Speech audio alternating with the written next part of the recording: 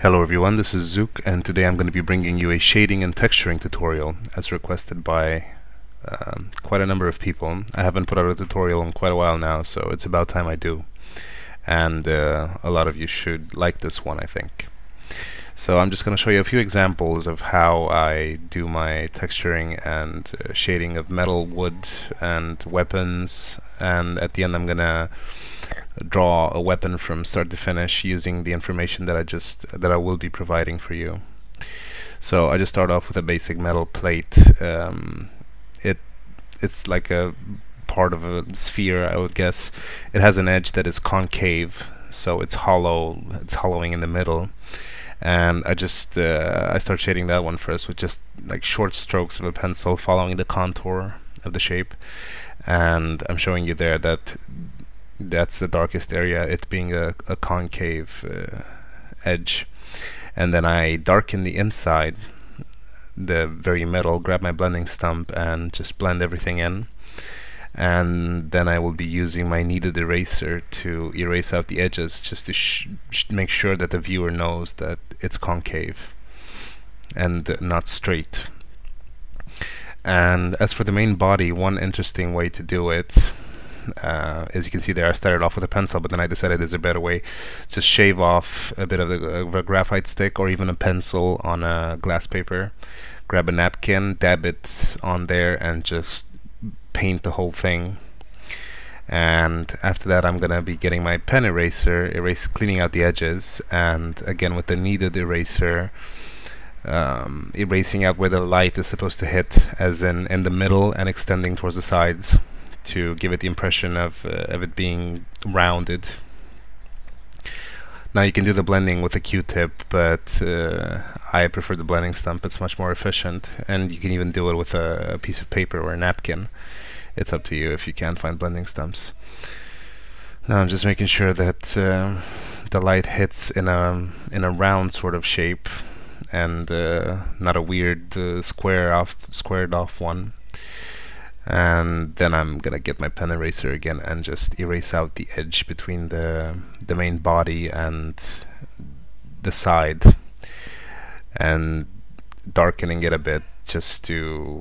I'm sorry, there's some stupid gypsies screaming on the street. There's nothing much I can do about it.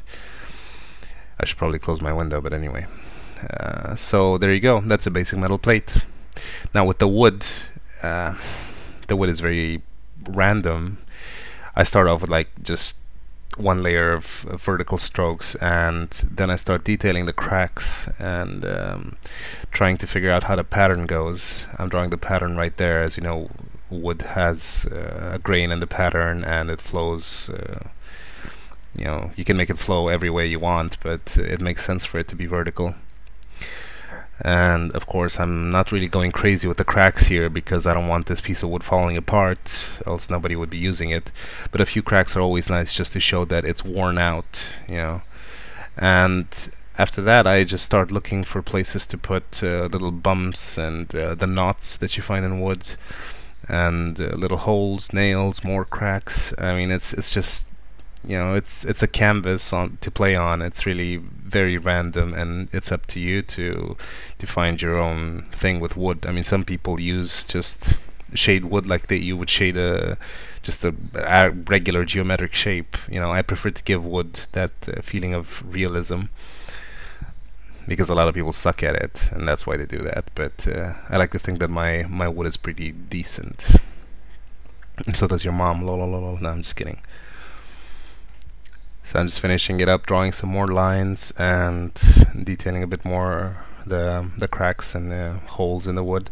And now I'm doing a couple of nails, and they're cast shadows, but you can't see it because the graphite is again reflecting. I'm showing where the light is coming from. And now I'm gonna draw a sword blade. As you well know, the blade has the middle, it's elevated. So if the light is coming from the top left, obviously the darkest point on the blade would be right past the middle. Like if you think of the blade being on a tube, then the core shadow of the tube would be right past the middle, vertically speaking. So I just drew a very light layer of graphite there, and now I'm drawing a few cracks, and as you well know, medieval style blades have plenty of cracks, and they never have a straight edge. And just drawing a few imperfections and just applying a few vertical strokes just to sort of show the viewer that the blade has been sharpened and it's not just one dull piece of metal. And also leaving the very edge light, as in white, because it flows in a different direction than the rest of the blade. So now I'm going to be using all of this information to draw an axe from start to finish, just so you can see how it really goes. As you might have noticed there, I drew my perspective lines just to make sure that the object is in perspective. It's very important when you're drawing things that are made of geometric shapes. You don't want to mess it up. And just doing the light outline of the axe, and I go straight to thickening it because I was quite happy with it. It came out pretty well from the first get-go. From the first go, not get-go. Okay, now. And that's it. I guess I'm just outlining it. Now, I didn't draw an outline where the blade meets the body, or the top of it, because that's supposed to be one piece of metal. If you're going to draw a thick outline, you have to make sure that you take into account the fact that it's not a regular edge. It'll have imperfections. And now I'm just going straight to detailing the wood. Obviously, the handle is made of wood, and the head and blade are made of metal. And I drew the core shadow of the wood because it's a tube. You can start with drawing the core shadow, or you can start with detailing and then do the core shadow. It really makes no difference. Sometimes I did it one way, sometimes the other way. And I also drew the bark to give the viewer the impression that it's one piece of wood that's been cut from a tree or something, and not it isn't polished or anything. It actually still has the bark on it. And I used all the stuff that I explained previously to draw the handle. Very simple. And then the core shadow obviously makes it seem round. Right there I drew the direction of the light and the cast shadow from the body on the handle and from the top of the handle on the body. It's important to remember these. And now I'm starting to detail the head. I leave the edges white. I don't actually draw the edges. And I'm just applying a light layer of graphite now, and then a couple of imperfections. It's a lot of adjustments along the way. I can't really explain like one process to do it from start to finish. I just do a lot of random things as time passes. So right there I made a few random strokes with the pencil just in all directions, blended it in, and then erased the side that's facing the light. And as you know, metal in medieval times isn't really like shiny perfect. It'll still have marks from where the blacksmith shapes it and everything. And now that side of the square is going to be darker because it's away from the light, and the top side is going to be in sort of a gradient. Like the very corner there is going to be pretty light, but the side towards the blade isn't going to be as light, because there's also the top of the handle in the way, so that obscures some of the light. Now I decided to not draw a full blade, but to give it a hollow middle. A lot of blacksmiths use this process to make the weapon lighter and not use as much material, and it still maintains its sturdiness, so I don't see a reason not to. A lot of knives nowadays have hollow bodies, as in they're not one piece, or they're not full. So now I'm using the blending step just to smear a bit of graphite on the blade and give it an irregular texture and feel. And then I'm going in with the pencil and shading the parts that are not directly in the light, and also adding a few imperfections along the way. Right there I drew the cast shadow from the top of the blade on the part that's facing I don't know how to explain it. You can see for yourselves. I'm just keeping into account as I draw the fact that a lot of the edges have to be white, since they're facing the light source. So you can't, so it doesn't look cartoonish, as in with color filled from one edge to the other. There are a lot of things to think about when I draw these, like is the light gonna be weaker as it gets, as it expands across the object, or at which point is it the strongest, and then it starts becoming weaker. And of course I'm not perfect. I mean, I mess up a lot of stuff, but I still think about it, and that's better than not thinking about it.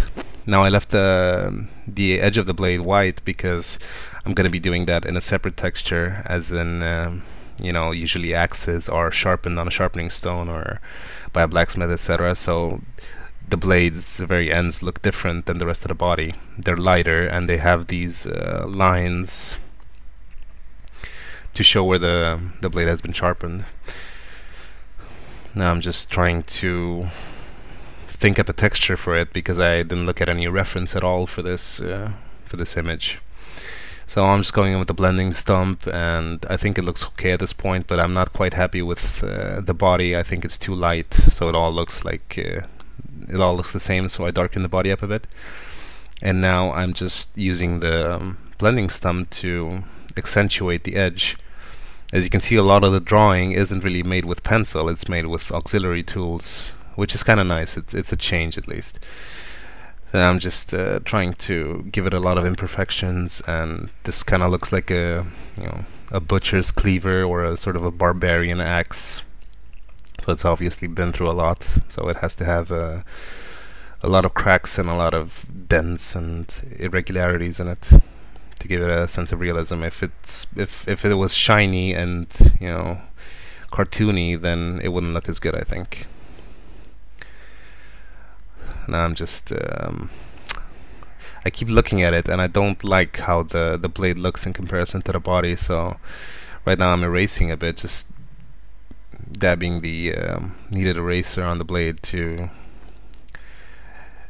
improve its image, and I think I'm quite happy with it there. I'm sure it's not like, it doesn't look absolutely realistic, but it doesn't matter. It's just an example, so you can see the process from start to finish.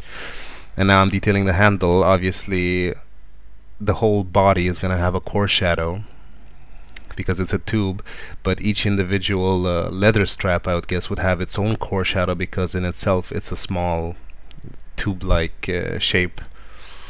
So if the light is coming from the top left, the top side of each strap part is going to be light. So I'm detailing the handle. There's a light edge between the bottom knob and the rest of the handle, just to show that that part is elevated. So the knob is a hemisphere, but it's the side that it's facing up is also supposed to be concave, where it meets the handle. So I'm just shading it like I would a regular sphere, making sure that I erase highlights in it, and to give it a sense of roundness. And that's about it. It didn't take long. It took I think 40 minutes for the whole thing. So I hope you found it useful, and I'll see you in my next video. Bye.